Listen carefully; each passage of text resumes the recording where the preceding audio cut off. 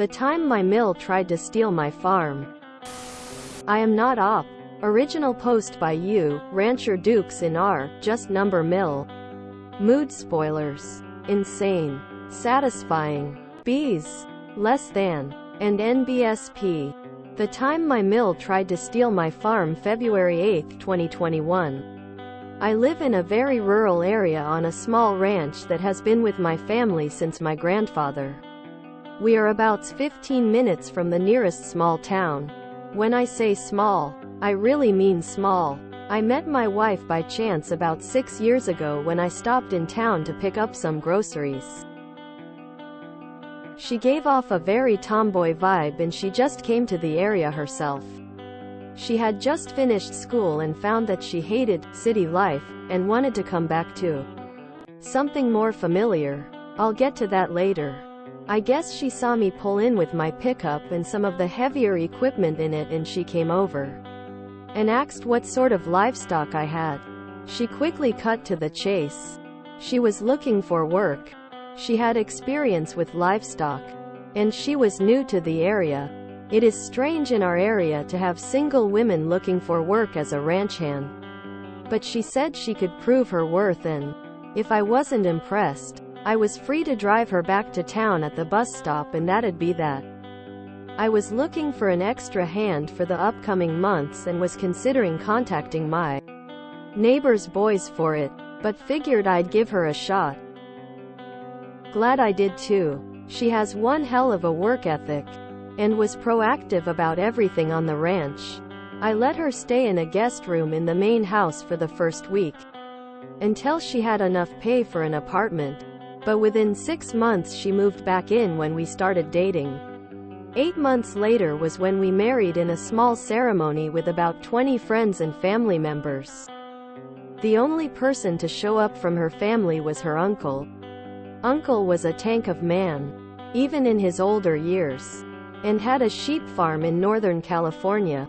Him and I talked shop a bit when he was there, and he was proud to give wife away. I could see where wife got her work ethic and knowledge of livestock from the man. There was, however, one topic that wife did not like to discuss. It was her birth parents. At first, all she would say was there was bad blood between them. Early on, that was fine. We didn't know each other yet.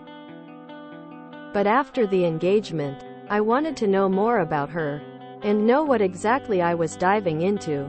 Her mother, the professor, worked in a college teaching a class one most likely would never attend.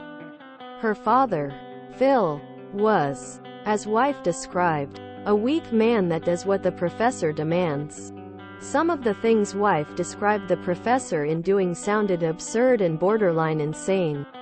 It included her trying to get wife a girlfriend in middle school, insisting wife was a lesbian. Now, wife is a bit of a tomboy. There's no denying that, but she is also most definitely not a lesbian. There was a period where the professor wanted to live a natural lifestyle, and she asked Phil's brother to let them live on his farm. Within a week, the professor hated the farm and dragged them both back to the city. Wife, on the other hand, felt like she finally found something she liked and really connected with her uncle. Wife left home when she was 16 and lived with uncle until she was 18. All while she was with uncle, the professor kept threatening to drag her back. She never did. After wife turned 18, she went to school and received a 4-year degree and tried to work an office job, but found it unfulfilling. She started to take the bus and working odd jobs in rural areas, looking for something that fit what she was looking for. That was when our paths crossed. Last year, around March, we started getting mail addressed to the professor and Phil, bills and bank statements and such. I found this strange, and wife wanted to trash it. I started marking them, return to sender, and no such occupant, and dropped them right back into the mailbox. This came to a head in October when I was cleaning up the yard and a bright white SUV drove up with a U-Haul attached to it. Wife looked up and turned pale. "Oh God. It's them," she said. Out stepped a rotund woman and a thin man that only had a passingly resemblance to uncle. The professor immediately walked up to wife. "Professor. Well, let me have it look at you. It's been years." Quote. Wife. "Mom. What are you doing here?" Quote. Professor. "The university is doing virtual classes. And with COVID, we figured we can self-isolate at our ranch." The R had a weird emphasis. Me. "Excuse me, but this isn't your ranch." Professor. "Oh, I'm sure we can have the ownership all cleared up." "Well, aren't you going to invite us in?" Me. "Ma'am, you may be my wife's mother, but you are a stranger to me. I would rather not." The professor turned to Phil. Professor. "Make the call." Phil instantly got on the phone with the police and started spinning a tale about us not letting them into the house that they equally own with us. I couldn't believe what I was hearing and how insane it was being spun. Luckily, as I said before, small town. The sheriff pulled up, and it was someone I knew for most my life. Sheriff really embodies the mindset of a small-town constable. He tries to be a peacemaker and a peacekeeper first and foremost. He also knew that this land was in my family's name for 3 generations. Sheriff. "What's this I hear about you selling half your ranch?" Duke. Me. "I didn't. These are my wife's parents and they think they have a legal stake on my land." Professor. "Not think. No. We've lived here since February. With tenant laws. That means." Sheriff. "Funny. I don't remember you in town." That shut the professor right up for a second. But then she reached in her bag and pulled out a stack of letters. A lot of them the bills and bank statements. With the ranch's address. Professor. "Then how do you explain these?" Sheriff took the letters and looked at them. Sheriff. "Ma'am. These are all marked, return to sender." The professor turned desperate. Professor. "Please. I haven't seen my daughter in years. I just want to make sure she's okay. Surely you can see that he," she pointed to me, "is controlling her every move." Sheriff rolled his eyes and walked over to talk to wife and I. Again, Sheriff likes to solve problems between people. And he hasn't encountered this level of crazy before. Sheriff. "You might just want to invite them in for coffee. Talk for a few minutes." Wife. "They are your parents." Wife. "If you leave them here, you will just have to come back in 5 minutes to handle an assault." Sheriff. Wife. "You can't mean that. They're your family. Look, I'm just going to head up the road. Invite them in. Talk to them." Wife got a bit of an angry glint in her eye. Wife. "Does this mean you're going to invite your cousin Aaron to Thanksgiving?" Sheriff's cousin Aaron was currently serving 8 years for a multitude of felonies. Sheriff's entire family consider him the family's shame. With that statement, the look in Sheriff's eyes changed. He gave wife a look like, "That bad? Huh?" And wife merely nodded. Sheriff turned back to the professor and Phil. Sheriff. "All right, they don't want you here. Best you two not come back."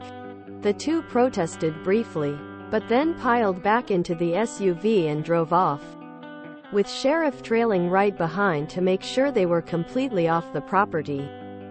This was the first time I met the professor and Phil, but it definitely stuck with me. And NBSP. The Bizarre December Ambush and the Professor's Thesis, February 24, 2021. I detailed earlier about how my wife's mother, the professor, tried a strange attempt to seize control of our ranch back in October. In December, it got crazier. Keep in mind we live in a smaller town, about an hour away from a major city, so it's not like we are totally in the boondocks. Our ranch is about 15 minutes from town by Farm Road. Just to give you a lay of the land, I stopped into town to get some supplies, and by the time I was done packing up the truck, the professor tapped me on the shoulder. This time she actually acted cordial. I chose to be curt. She basically begged me to at least listen to her for 5 minutes in the local cafe. I didn't want her to create a scene on Main Street, so I agreed. We sat and the professor talked. She claimed my wife was always confused about who she was, and that the professor and Phil had only her best interests in mind. I didn't want to yell, shout, accuse, or throw anything back in her face. I was just waiting out the clock. She said my wife saw you coming and wedged herself into my life. At that I did push back at. I said that I felt I was blessed to have her in my life. Hoo boy. Those were the wrong words to use with this woman. Professor. What do you mean, blessed? Dukes. Pardon? Professor. You just said, blessed. I put my head in my hands and just wished this was over. Everyone in the cafe looking at the two of us. The professor really projected her voice with the last sentence. Dukes. Ma'am, if you're trying to win me over, I suggest you stop using vinegar. She sort of humphed at that statement, but she did become cordial again. She dug into her purse and pulled out a flash drive. She placed it on the table in between us. Professor.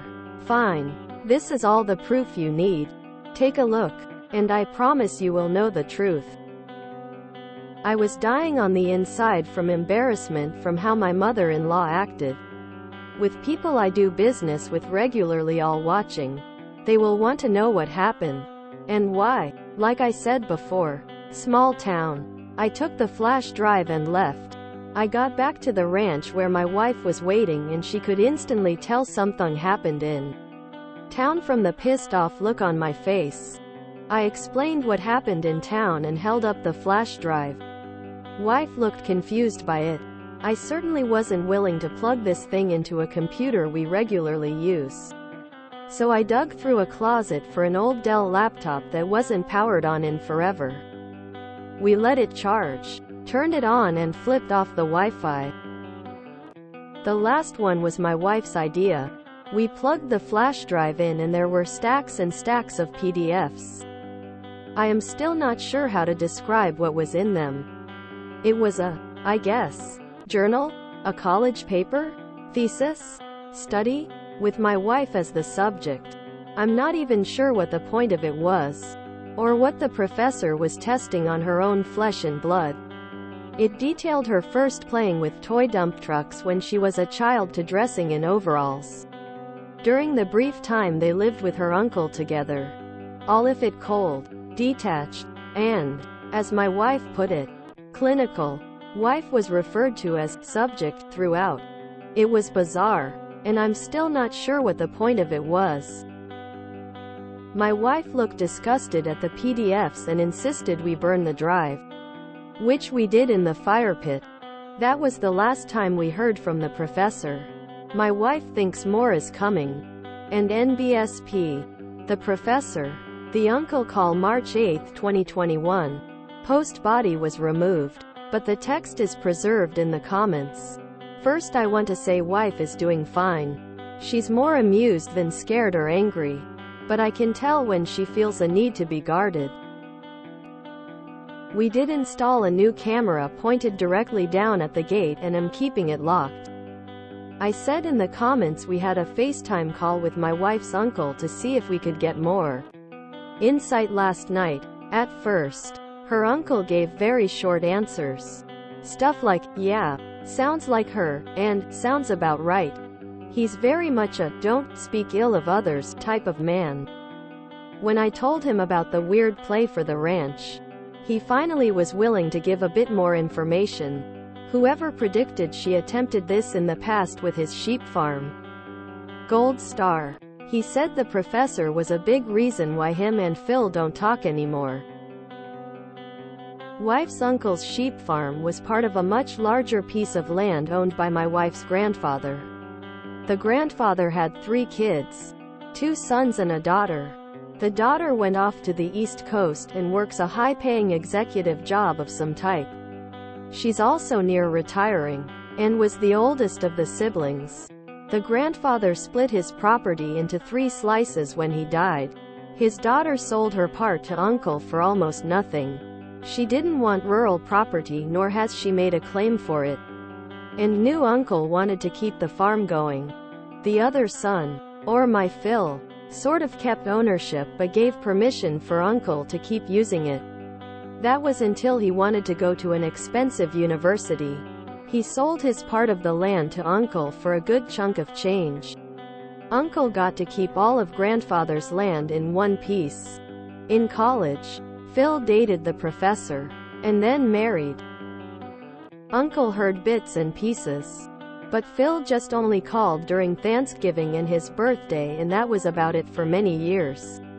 A few years later, Professor was in, as the uncle called it, a hipster phase, and heard about the farm. She didn't just show up. Phil asked first. Phil knew what rural life was like. Professor didn't. Uncle described it as the professor had a vision of waking up to a kale smoothie, digging up beets for lunch, and enjoying the sun the rest of the day. If you live on a farm or a ranch, you're spoiled for choice when it comes to daily chores. Uncle's farm was primarily a sheep farm, but they had a vegetable garden and a small orchard. This meant work. Uncle was easy on the professor. She was only given a few chores, such as clipping dead vines in the garden and airing the compost. She apparently treated this like an ordeal. She nearly destroyed the tomatoes uncle was growing that year, and he had to redo the compost every evening. But the way she complained, you'd think she was tending the orchard and the sheep. She did not like manual labor, but she was also oddly in love with the idea of a farm. You can't have the joy without the pain, in my experience. Wife, on the other hand, took to it like a duck to water. She loved to check the fences, check the flock, dole out the feed, and tend to the small vegetable garden. Uncle said that they had a local butcher that came once in a while for a few lambs. Depending on price and demand, Butcher visited once during the professor's time on the farm. Butcher was a black man, which uncle didn't mind or care. Professor cared.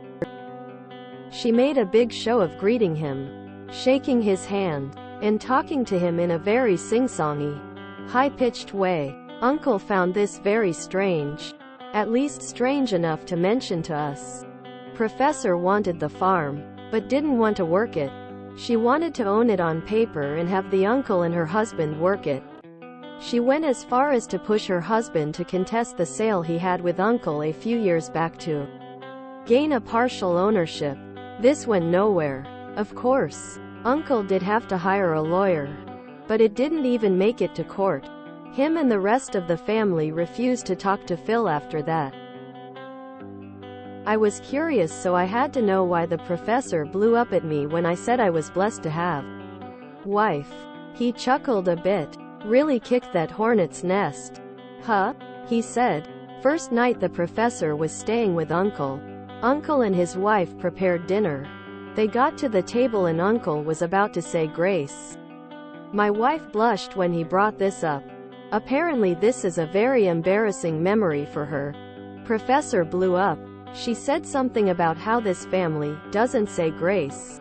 Quote, Uncle shrugged. He wanted to be accommodating and responded that she didn't have to join if she didn't want to. She tried to push it further. As long as she was in that house, there would be no saying grace. Uncle said this was the first time he was rude to the professor. He told her that there was no way a guest was telling him what he could and couldn't do in his own home. Apparently the professor didn't think people in rural areas go to church or something. I don't know. After hearing about the sheep farm, I will get in touch with a lawyer. We'll see how that goes. And NBSP. How do you deal with public shame? March 8, 2021. Post body deleted. Recovered with Reddit. Comments are still alive. I think I've said it before in an earlier post, but we live in a small town. My crazy mill, the professor, has made waves in just 2 appearances. One at our residence, and another in town. What I love about small towns is that everyone feels like family and has everyone's backs. What I hate about small towns is that rumors start quickly.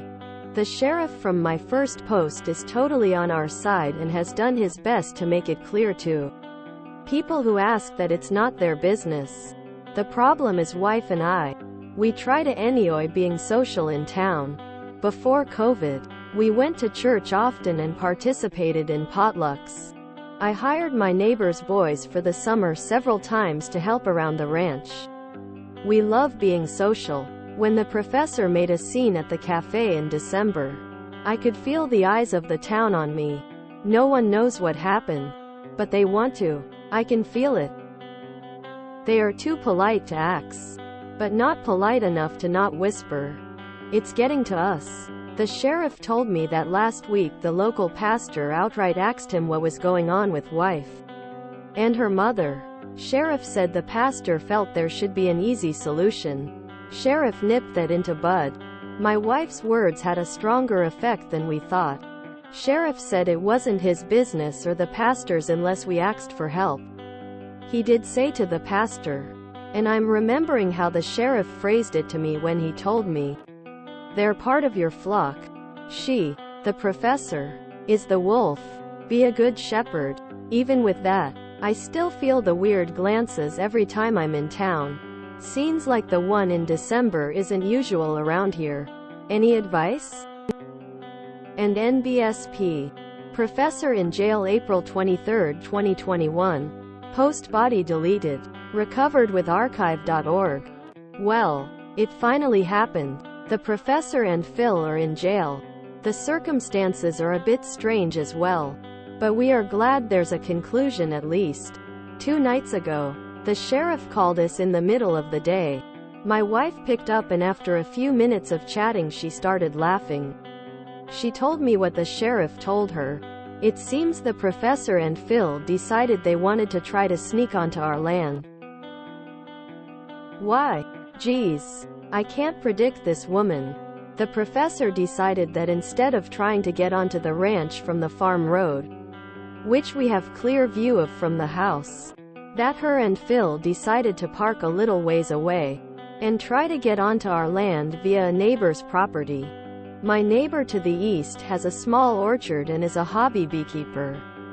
He doesn't get a lot of honey a year, and what he does he shares or sells at the farmer's market. Field chickweed just started to flow here, so the bees were out. The professor apparently stumbled onto his bee boxes. And I mean literally bumped into one. The bees started swarming her and either her or Phil got mad and kicked one of the boxes over. My neighbor keeps a sensor perimeter around his bee boxes in case of bears. So that went off and he ran to his bee boxes to see 2 middle-aged people running around, swatting at bees and yelling. Neighbor called the sheriff, and after about 20 minutes of the neighbor trying to smoke the bees and hosing them off, promptly pressed charges for the destruction of his bee box and trespassing. Apparently there are additional charges for destroying a farm's agricultural capability. And since his bees are pollinators for his orchard, away the two went. Both were apparently covered in stings and are in county lockup now. Sheriff said the professor is trying to say the area the bee boxes are in were a public easement, and she had rightful access to the area. But for now, it's over. Everyone here is having a huge sigh of relief. And NBSP, reminder I am not the original poster. Also my mill is lovely. I have this theory that 90% of Just No Mill is written by 1 or 2 people, occasionally trying out new writing styles. Is it just me or does anyone else not trust when they write out conversation like that? I don't believe any of this story. Big bad liberal mom and dad tried to convince the poor hard-working bootstrap woman that she was a lesbian. This is literally Hallmark's take on a Stardew Valley movie. It's a fun story, but no one actually believes any of this is even somewhat real, right? This doesn't read as real to me. These liberal demon-rat elite college professors with their scientific studies and their fancy degrees are all just trying to force LGBT identities on our youth and steal our ancestral farmland for their devious, lazy, immoral purposes. Quote, insane ramblings of an elderly Fox News junkie. Or a completely accurate summary of this story?